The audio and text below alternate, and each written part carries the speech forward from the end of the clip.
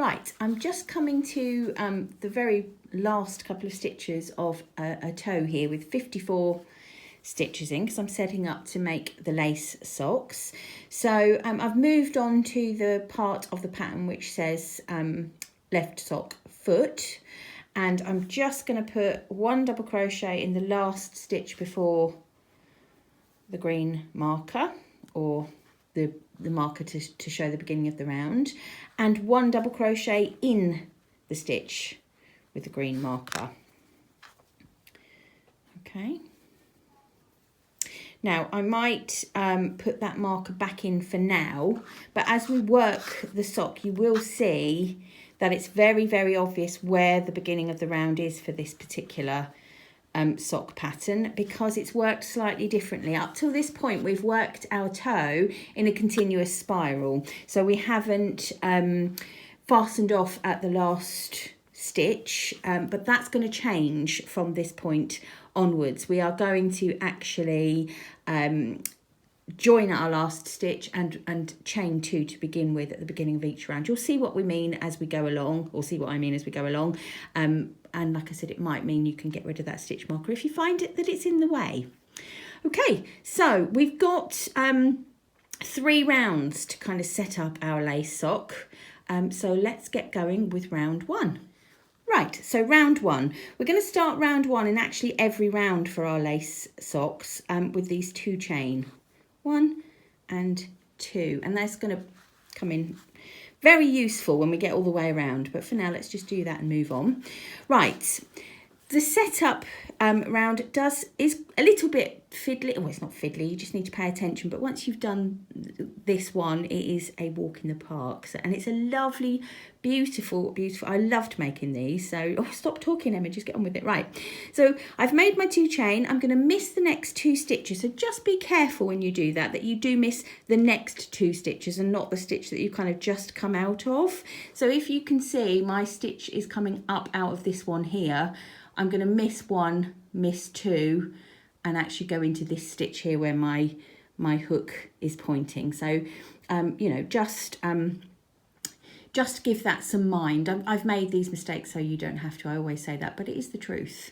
So what we're going to be doing in this stitch is making a fan. Now a fan is nothing more tricky than 2 half trebles, 2 chain and 2 more half trebles. I'll show you what that looks like. Don't forget we're working UK terminology. So for a half treble, I've put my yarn around the hook once already, missing out those 2 stitches, going into the next stitch here. Now, all those stitches I just mentioned are all going to be made into the same stitch. So pulled up my yarn, and now I'm going to just take the yarn all the way through all the loops on the hook. So that's 1 half treble. Let's do another one in the same space. That's 1 half of the fan. Now I'm going to do 2 chain, 1 and 2, and 2 half trebles in the same space again. So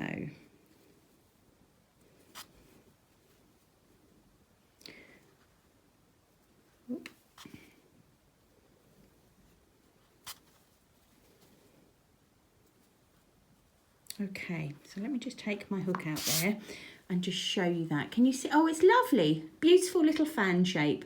That is what is referred to as a fan. Dead easy to make. So it's 2 half treble, 2 chain, 2 half treble, all in the one space. All right, so that's a fan. We're now going to miss 2 stitches again and make a puff in the next stitch along. So I'll just show you where we're going to be making it, and then I'll show you how to make it. So we're missing, this is where our fan is coming out. We're missing the next stitch and the one after that, and we're going into that stitch. Okay, so just be careful to count the stitches correctly. Now a puff is super easy, another super easy stitch. It's kind of 2 half trebles crocheted together. Let me show you how that works. Again, don't forget UK terminology. So yarn around the hook once, miss out 1 stitch, 2 stitch, and go into the 3rd stitch. Pull up a loop. Pull up a loop. So I've now got 3 loops on my hook. That's all you're going to do. That's kind of the partially finished half treble that you're going to now crochet together with another one. So it's yarn around the hook again, go back into the same space, pull another loop up, dear, fingers and thumbs, pull another loop up, and I've got 1, 2, 3, 4, 5 loops of yarn on my hook now. I'm going to yarn over and pull the yarn through all 5. And it is tricky because it can be a bit splitty, but don't worry, you're going to have plenty of time to work out your best technique for that. And there you go, there's a lovely little puff. So our pattern is made up on this round of these half treble fans and puffs, and that's what we're going to do all the way along. So we've made a puff in the next stitch. So that our repeat is, I'll read our repeat out. Our repeat is miss 2 stitches, fan in next stitch, miss 2 stitches, puff in next stitch, and that is exactly what we've just done there. And we're going to repeat that 5 times in total. So that's 1. So I'm now going to go back to doing a fan, but don't forget missing 2 stitches, 1 and 2, 1, 2, and going in here. So our fan, I'm just going to whistle through it so you can see. So 1 half treble, whoops, 2 half treble in the same space, 2 chain, and 2 half treble again in the same space.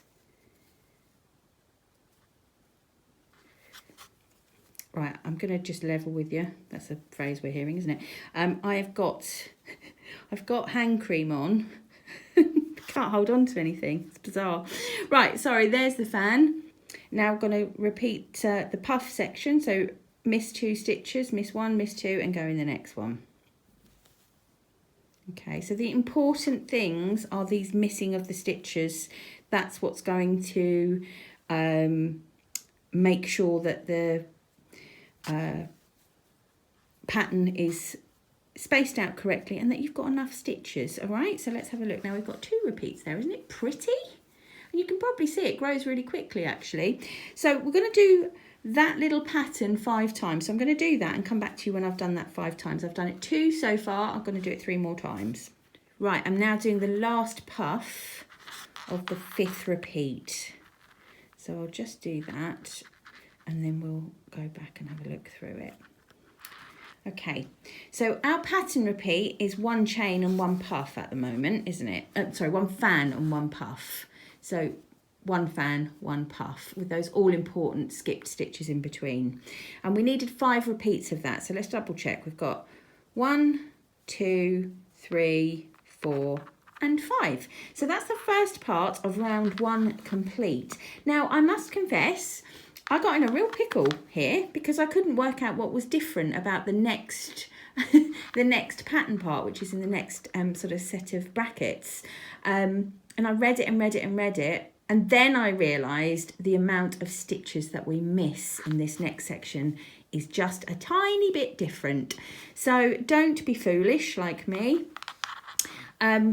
Read your patterns. It's always the answer. The lady that taught me to crochet always used to say, Emma, read the pattern. And I'm very bad at doing that. So apologies. But hopefully it might help you if you've got caught out here. Let me just show you what we mean.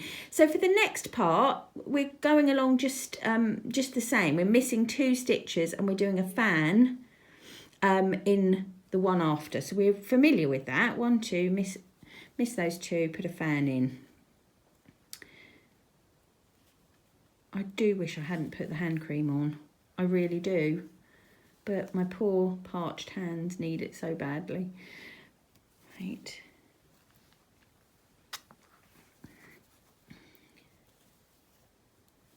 Okay, so there's the fan. Pretty much.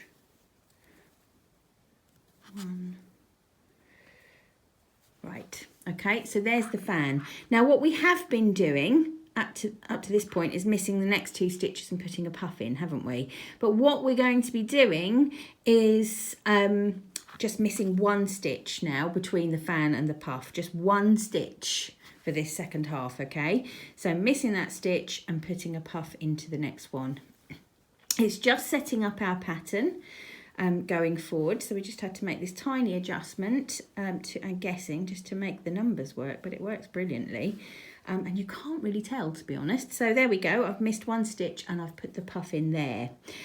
We're now going to miss 2 stitches again, so that you're taking down the missed stitches between the fan and the fan and the puff, okay? Not the puff and the fan, if that makes sense. So after the puff, we miss out 2 stitches. Before the puff, we miss out 1. That is the difference between this half of the round. So we've got to do that 4 times, okay? So I'm skipping 2 stitches before the fan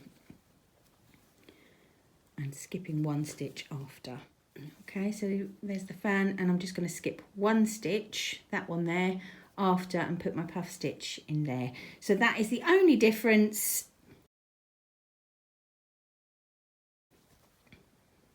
And you're going to just do that repeat 4 times. So I'm going to do that, and I'll see you when I've done that. So after the puff, skip 2, off I go.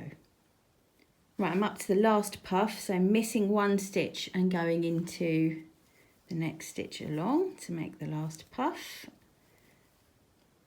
for that repeat. So I've repeated that 4 times. And now, outside of the brackets, I've just got to miss 2 stitches and put a fan in that next stitch along. So miss 1, miss 2, fan in the next stitch, which I think is the penultimate stitch. It should be, which is handy because it is. This is the tricky bit. Like I said, after this it becomes very, very easy peasy. Okay, 1 and 2.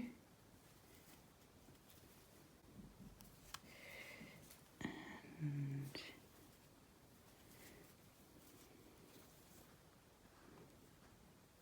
I keep splitting the yarn. Do that last half treble again. This is my first video this morning, and it takes a while for me to get used to the yarn again. Right, there we go. So that's the last fan. I'm just going to count the fans because we should have 10 around, and then I'm going to show you how to fasten off this round. So we're not quite finished on round 1 yet, but let's just check we've got enough fans. We've got 1, 2, 3, 4, 5, 6, 7, 8, 9, 10. Hooray, that's exactly how many we should have. Right, so we've made our last fan. We've got 1 stitch left, which we're just going to ignore completely. We're going to miss that out, and we're going to slip stitch to the beginning, at the top of the beginning 2 chains. Remember, right at the beginning of the round, we made this little chain, or these 2 chains here. We're going to slip stitch to close the round, and that is why I think you probably, or you might find that you don't need the end of round marker. I'm not going to keep it in for the purposes of this because it sort of can get in the way a little bit. So I'm just slip stitching, pulling my hook out again to show you, to the top of those 2 chain that we made to begin with, and that has closed our round. So that is how we're going to be working, not in a continuous spiral. We're going to be closing the round after each round of this lovely pattern. So that is our first kind of setup, if you like, to get us going on this lace sock. We're now going to work round 2 and 3, and rounds 2 and 3 are the repeat that we're going to be working all the way through this sock. So we've set up now rounds 2 and 3 we'll work on next, and like I said, that's how we're going to work the rest of this lace sock.